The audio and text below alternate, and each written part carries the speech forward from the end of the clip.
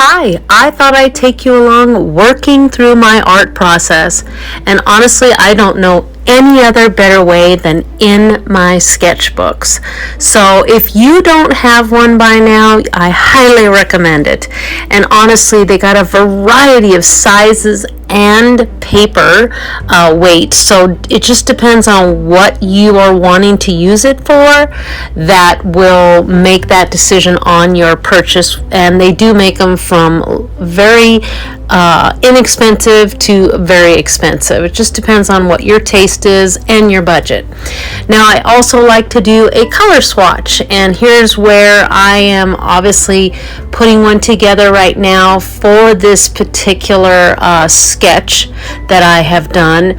And I can't express enough on how much I like to do all my problem solving, my color swatching, seeing how my materials are communicating, the language they're speaking, and this all comes together when I am able to bring the color swatch, the underlayer, the top layer into the final sketch or drawing or whatever it is that I am working on and wanting to be able to see where everything's going and how it's leading.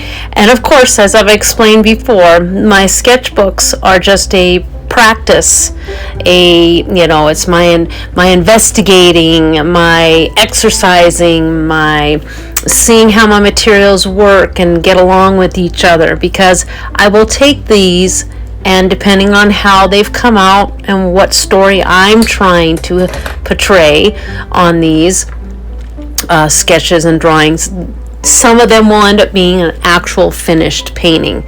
I'm a slow painter, so I go through several steps before I actually come to the final canvas piece. And it's actually on one subject, and I don't mean all my canvases, I'm just saying I really get to know my subject so that I'm so familiar with it that by the time it gets to my canvas, I'm really able to lay down the foundation.